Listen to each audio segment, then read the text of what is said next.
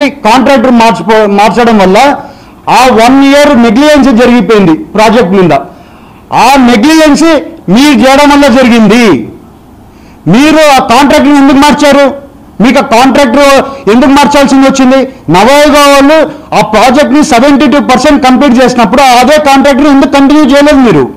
అంటే ఈ కొత్త కాంట్రాక్ట్కి ఇచ్చి వాళ్ళ దగ్గర నుంచి ఏమైనా కమిషన్ మీరు తీసుకున్నారు, మీరు చెప్పాలి. ఇప్పుడు మేము ఇన్వెస్టిగేషన్ చేస్తాం కదా, మీరు చెప్పాలి. అది వాళ్ళు ఇవాళ కొత్త కాంట్రాక్టర్ ఇచ్చారు కదా, ఆ కొత్త కాంట్రాక్టర్ ఎందుకు ఓన్లీ 3%, 3.5% కంప్లీట్ చేశారు? మరి మేమున్నప్పుడు 72% నవయుగ వాళ్ళు కంప్లీట్ చేశాం, మీరు చేయలేదు కదా. మీకు అసలు మాట్లాడడానికి ఎక్కడి నుంచి మీకు స్కోప్ వస్తుంది? మాకు ఇవాళ మేము చెప్పేది ఏంటంటే, ఇవాళ ప్రాజెక్టు చాలా ఇబ్బందిలో ఉంది. చంద్రబాబు నాయుడు గారు ప్రమాణ స్వీకారం అయిపోయిన తక్షణమే ఫస్ట్ పోలవరం ప్రాజెక్ట్కి ఎందుకు వచ్చారంటే, ఎట్టు పరిస్థితి ఏం జరిగింది అసలు ప్రాజెక్టు అని తెలుసుకుంది. దాని గురించి ప్రజలకి అందరికీ తెలవాలని చెప్పి మన ప్రెస్ మీట్ పెట్టి ప్రజలకి తెలుపుతుంటే మీరు చేయలేదు కానీ మా మీద విమర్శలు చేయడం, బురద చల్లడం, ఈ కార్యక్రమాలు చేస్తున్నారు. గుర్తుపెట్టుకోవాలి, సాక్షి టీవీ వాళ్ళు కూడా ఎక్కడ కానీ కొంచెం కూడా నెగిటివ్గా రాయదండి. ఎందుకంటే ప్రాజెక్ట్ కట్టాలని మేము అనుకుంటున్నాం, మీరు ప్రాజెక్ట్ కట్టలేదు. వైఎస్ఆర్సీపీ గవర్నమెంట్ ప్రాజెక్ట్ కట్టలేదు, మేము కట్టాలని మేము అందరం కూడా కృషి చేస్తున్నాం. ఇక్కడ అందరం కూడా దానికి ఫండ్స్ తీసుకొని ఎట్లా రావాలి, ఎలా కట్టాలి, టెక్నికల్గా ఎలా ముందుకు పోవాలో వర్కౌట్ చేస్తున్నాం. మీరు ఎక్కడ కానీ మీరు చేసే విషయాలలో ఎక్కడ కానీ నిజాలు లేవు. నిజాలన్నీ కూడా జనాలకు తెలుసు. అందుకని మిమ్మల్ని ఇంట్లో కూర్చోబెట్టారు, మమ్మల్ని ప్రాజెక్టులు కట్టమని, మన రాష్ట్రాన్ని అభివృద్ధి చేయమని మమ్మల్ని కూర్చోబెట్టారు. ఇవాళ సాక్షి వాళ్ళు ఏమంటారండి, ఎన్నో విమర్శలు. ఇవాళ మీరు అవన్నీ చెప్తున్నారు కానీ వాస్తవానికి అసలు చంద్రబాబు నాయుడు గారి వల్ల పోలవరం ప్రాజెక్టు విధ్వంసమైంది, ఆయన పాలనలో ఏమాత్రం కూడా పనులు ముందుకు సాగలేదనేటువంటి వార్తలు కూడా పత్రిక రాస్తారు. అంటే అండి, పోలవరం ప్రాజెక్టు 2014 వరకు 5 to 6% ప్రాజెక్ట్ అయిందండి. 2019 కల్లా ప్రాజెక్టు 72% కంప్లీట్ అయింది. అంటే 5 ఏళ్లలో ఆల్మోస్ట్ 68% ప్రాజెక్ట్ కంప్లీట్ అయింది. వీళ్ళ హయాంలో ఎంత కంప్లీట్ అయింది? వీళ్ళ హయాంలో 3.87% కంప్లీట్ అయింది. అంటే వీళ్ళు పని చేస్తున్నారా? ఊరిక విమర్శలు చేయడం కాదు కదండి, పని చేశారా? మేము ఇవాళ చేశామని చెప్తున్నాం. ఇవాళ మేము ప్రాజెక్ట్ కూడా కంప్లీట్ చేస్తాం. ఇవాళ డ్యామేజ్ ఎక్కడ జరిగింది? డైఫామ్ వాళ్ళు ఆర్ట్ ఏదానికి ప్రాజెక్ట్కి, అలాంటిది ఆ ప్రాజెక్టే, ఆ డ్యామ్, ఆ స్ట్రక్చరే ఇవాళ ఇబ్బందిలో పడుతుంది. ఆ స్ట్రక్చర్ ఎలాగ కరెక్షన్ చేయాలో వాళ్ళ ఎక్స్పర్ట్స్ వచ్చి చెప్పే వరకు దానికి క్లారిటీ రావట్లేదు. నేను అదే చెప్తున్నాను, కంపల్సరీ వచ్చే ఏళ్ళల్లో, వచ్చే సంవత్సరాల్లో ప్రాజెక్ట్ కంప్లీట్ చేస్తాం. ఇవాళ మీకు ఎందుకు చెప్తున్నా అంటే, ఇవాళ యాక్చువల్ రియాలిటీ ప్రాజెక్ట్లో ఉంది. ఇది ఈ గవర్నమెంట్ చేయలేదు కాబట్టి మేము ఎలా చేయాలి, ఏం చేయాలో వర్కౌట్ చేస్తున్నాం. ఇవాళ వచ్చే ఏళ్ళల్లో మేము ప్లానింగ్ కూడా ఇస్తాం, ఈ ప్రాజెక్ట్ ఎట్లా కంప్లీట్ చేస్తాం, ఏ టైంలలో ఏమేమి వర్క్ చేస్తామని కూడా క్లారిటీ ఇస్తాం ఈ ఎక్స్పర్ట్స్ వచ్చిపోయినాక. కమిషన్ల కోసమే ప్రాజెక్టు వ్యయాన్ని పెంచారు. అసలు వాళ్ళు ఖర్చు చేసింది చాలా తక్కువ, కానీ ఖర్చు ఎక్కువ చేసినట్టు చూపిస్తున్నారు. కమిషన్ల కోసమే పోలవరం ప్రాజెక్టు అంచనాలు పెంచారనేది కూడా వైసీపీ నేతలు కానీ దానికి సంబంధించిన పత్రిక రాస్తున్న వార్తలు. ఒకటి తెలుసుకోవాలండి, పోయినసారి ఇరిగేషన్ మినిస్టర్ చెప్తున్నాడు ఈ ప్రాజెక్ట్ గురించి ఆయనకి ఇప్పటివరకు అర్థమే కాలేదని చెప్తున్నాడు. అలాగే ఈ సాక్షిలో కూడా అర్థమైనట్లేదు ప్రాజెక్టు. ఏమైందంటే అండి, 2013లో ల్యాండ్ యాక్ట్ వచ్చింది. దాని బిఫోర్ ఈ ప్రాజెక్ట్ కాస్ట్ 6,000 కోట్లు 7,000 కోట్లు R&R ప్యాకేజ్కి ఇవ్వాల్సింది ఉంటే, ల్యాండ్ యాక్ట్ వచ్చినాక 2013లో ల్యాండ్ యాక్ట్ వచ్చినాక ఈ ప్రాజెక్టు R&R ప్యాకేజ్ వాల్యూ 33,000 కోట్లకు పోయింది.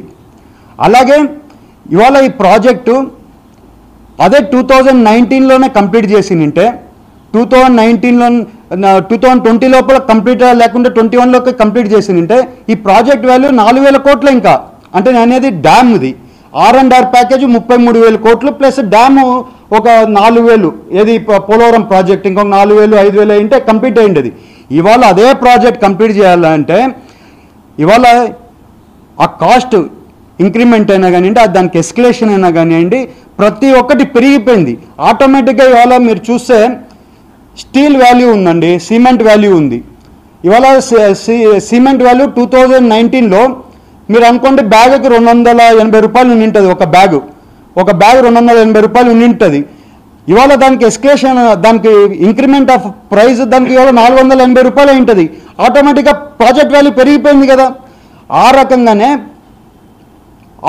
2009లో ప్రాజెక్టు కంప్లీట్ చేయకుండా అప్పుడు 2019 నుంచి ఆల్మోస్ట్ 2009 నుంచి 2014 వరకు ప్రాజెక్టు కంప్లీట్ చేయకుండా ఉంటే ఆ ప్రాజెక్టు వాల్యూ పెరిగిపోయినాక 14లో వచ్చినాక మళ్ళీ దాని వాల్యూ ఆటోమేటిక్గా పెరిగింది. ఎందుకంటే ఈ ల్యాండ్ యాక్ట్ రావడం వల్ల, R&R ప్యాకేజ్ పెరగడం వల్ల, అలాగే ఈ సిమెంట్ స్టీల్ ఈ రేట్ పెరగడం వల్ల ఆ 4 ఇయర్స్లో పెరిగింది.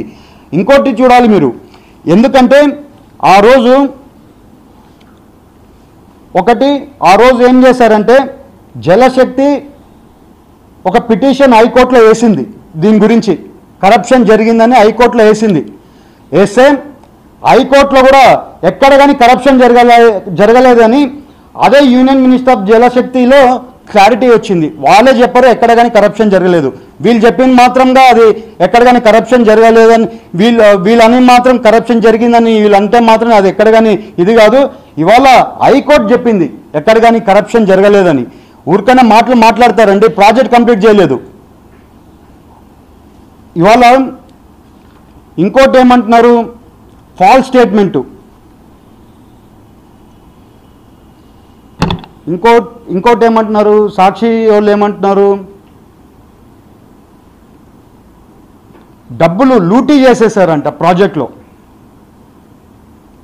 ఇవాళ లూటీ చేయడానికి ప్రాజెక్ట్లో ఎక్కడైనా కానివ్వండి, ప్రాజెక్ట్లో నవయుగ వాళ్ళకి ప్రాజెక్ట్ వచ్చినాక ప్రాజెక్ట్ 72% అయితే వాళ్ళకి రావాల్సిన పేమెంట్లు కూడా ఇవ్వకుండా రివర్స్ టెండరింగ్ వేరే వాళ్ళకి ఇస్తే వాళ్ళు ఇవాళ వరకు ఒక క్వశ్చన్ కూడా చేయకుండా వాళ్ళు వెళ్ళిపోయారు.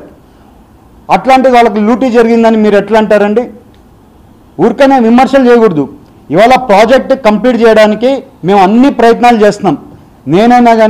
మేమైనా కానివ్వండి, ఢిల్లీలో ఎంపీగా ఏలూరు పార్లమెంటు పోలవరం సంబంధించి మేము ఢిల్లీలో దీని గురించి డిస్కషన్ చేస్తాం.